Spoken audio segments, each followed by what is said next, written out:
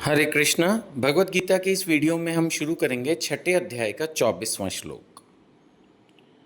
इस श्लोक में भगवान कह रहे हैं मनुष्य को चाहिए कि संकल्प और श्रद्धा के साथ दो चीज़ों की ज़रूरत है। संकल्प, जब तक संकल्प दृढ़ संकल्प नहीं होगा, सिर्फ सोच लेने से कुछ नहीं होगा। आप में से भी शायद, मतलब आप तो इसको वीडियो को देख रहे हो, बट मैं जानता हूँ बहुत ऐसे लोग हैं जिन्होंने दृढ़ संकल्प नहीं लिया भगवत गीता को पढ़ने का।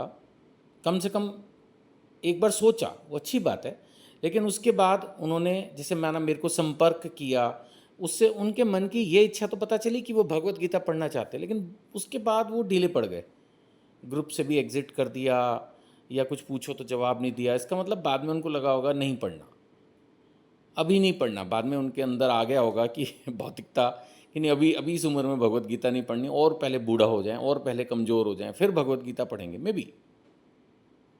तो संकल्प, जब तक दृढ़ संकल्प नहीं होगा, श्रद्धा नहीं होगी भगवत गीता में, तब तक इसको पढ़ना या भक्ति के किसी भी कार्य को सफल करना। अब जैसे हरि नाम जप है, हम लोगों को बताते हैं आप हरे कृष्ण महामंत्र का जप करें, जब तक उसमें पूरी श्रद्धा दृढ़ता नहीं होगी, संकल्प दृढ़ नहीं होगा, एक दिन कर लेंगे अगले दिन नहीं करेंगे, फिर रह जाएगा ना काम। सो मनुष्य को चाहिए कि संकल्प और श्रद्धा के साथ भक्ति में कार्य करे, योगाभ्यास में लगे, पथ से विचलित ना हो। एक दिन चले फिर रास्ता छोड़ दे, वो ना हो। पहले भी इस पर चर्चा कर चुके हैं कि पथ से विचलन ना हो, इसके लिए क्या करना है? भक्तों का संग। जब आप एक ग्रुप ऑफ डिवोटीज में होंगे तब आप इतनी जल्दी नहीं गिरेंगे, आपको संभालने के लिए कोई ना कोई खड़ा रहेगा। उसे चाहिए कि मनोधर्म से उत्पन्न होने वाली समस्त इच्छाओं को निरापवाद रूप से त्याग दे। ये मन तो पता नहीं क्या क्या इच्छाएं, और मनोधर्म का मतलब क्या है कि मन एक तो इच्छा उत्पन्न करता है और ऊपर से ये भी जस्टिफाई कर देता है, भाई सही है ये, ऐसा कुछ नहीं है, मैंने भी शास्त्र पढ़ रखे हैं, मैंने भी सब लेक्चर सुने हैं, मैं भी पढ़ा लिखा हूँ, समझदार हूँ, रोटी खाता हूँ, मैं भी, तेरे में ज़्यादा कल है। तो मन ये समझा देता है कि जो गलत आप काम कर रहे हो वो सही है। तभी तो हम अपनी इच्छाओं की पूर्ति करते हैं, गलत काम तो हम कभी करते नहीं, लेकिन मन हमें समझा देता है कि ये क्यों सही है, तब हम कर लेते हैं। तो इसीलिए भगवान कह रहे हैं कि मनोधर्म से उत्पन्न होने वाली समस्त इच्छाओं को त्याग दो, और इस प्रकार से मन के द्वारा सभी ओर से इंद्रियों को वश में करो। मन को वश में करना, पूरा चैप्टर उसी पे चल रहा है, मन को वश में करना है, that is the main point.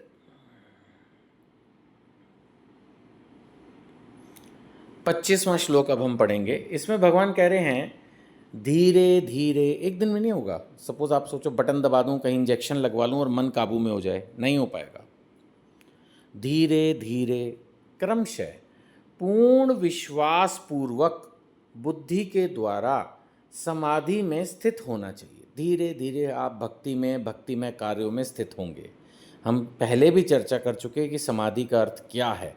समाधि का अर्थ है भक्ति में कार्यों में स्टेबिलिटी। समाधि का अर्थ है भक्ति में सोच में स्टेबिलिटी, भक्ति में मन पर काबू, इंद्रियों पर काबू, इच्छाओं की निवृत्ति, ये है समाधि।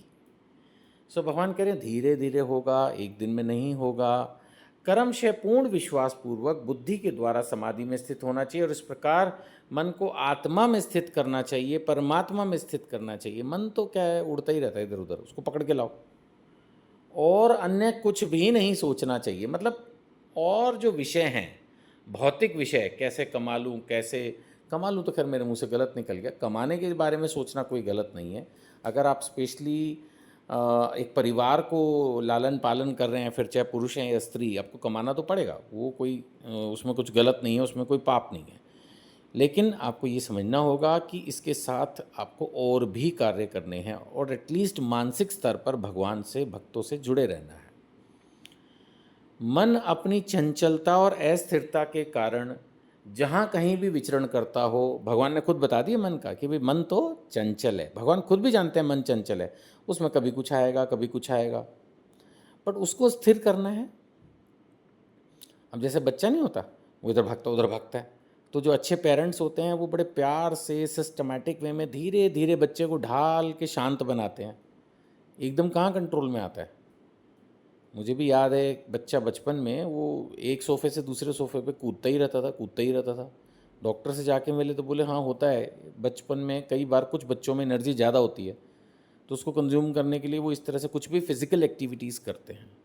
तो ऐसे बच्चों को स्पोर्ट्स में लगाना चाहिए। तो मतलब कुछ ना कुछ उस एनर्जी को पॉजिटिवली चैनलाइज करना है।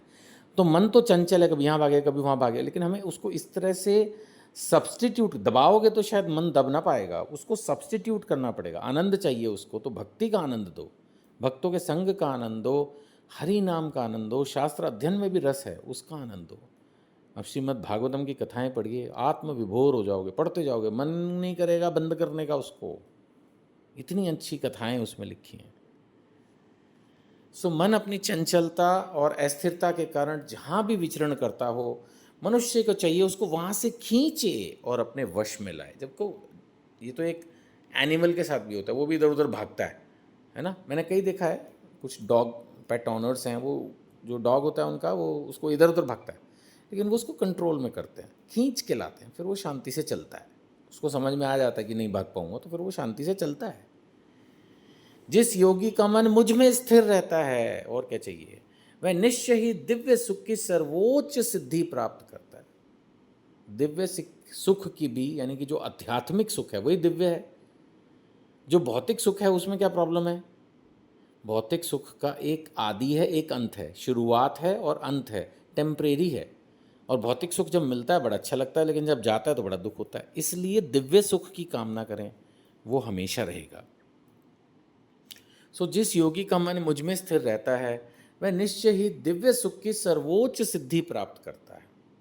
वह रजोगुण से परे है। रजोगुण क्या होता है? काम, ये चाहिए ही चाहिए, वो सबसे ऊपर चला जाता है।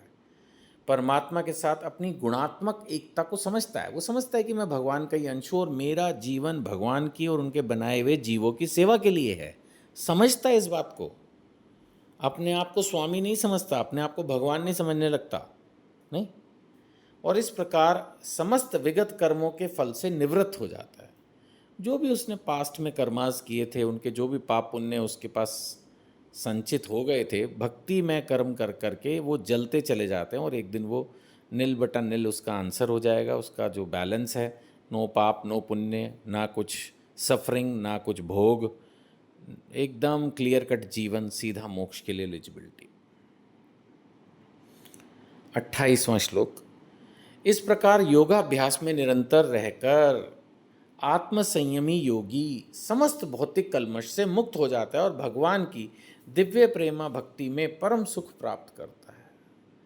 पूरा डिटेल में भगवान उसी बात को रिपीट कर करके समझा रहे हैं कि अगर आप फोकस्ड होके, स्टेबल होके, यानी पूरी तरह से केंद्रित होके अपना मन, अपना शरीर, अपनी इंद्रियां भगवान की सेवा में लगाओगे, जीवों की सेवा में लगाओगे, प्रचार में लगाओगे, तो आपको दिव्य सुख का आनंद प्राप्त होगा। मोक्ष तो आपको मिलेगा ही मिलेगा। इसी जीवन में रहते रहते आप शांत हो जाओगे, संतुष्ट हो जाओगे, सुखी हो जाओगे। किसी तरह का कोई एक तरह से कलेश, परेशानी आपको तंग नहीं करेगी। मैं पहले भी ये डिस्कस कर चुका हूँ कि भक्तों को जो प्रॉब्लम्स हैं, ऐसा नहीं कि वो नहीं आती, उनके अंदर उसको सहने की क्षमता इतनी होती है कि वो उसको फिर ज़्यादा महसूस नहीं करते। जैसे इम्यूनिटी पावर बोलते हैं ना, वो उनकी स्ट्रांग हो जाती है।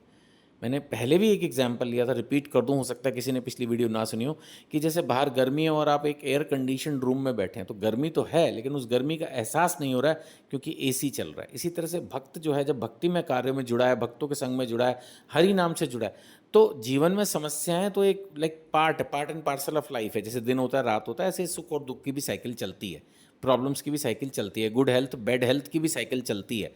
लेकिन जो भक्त होता है वो उसको सहना सीख जाता है, दैट इज़ इम्पॉर्टेंट। और लोगों को भी प्रेरित करिए, भगवत गीता खरीद के लोगों को गिफ्ट करिए, खुद भगवत गीता पढ़िए, जीवन को फॉलो करने की कोशिश कीजिए, भगवत गीता को अपने जीवन में प्रचार में अगर मुझे मदद करना चाहते हैं तो वीडियो पर नंबर दिया है, प्लीज़ व्हाट्सएप से संपर्क कीजिए। हरे कृष्णा।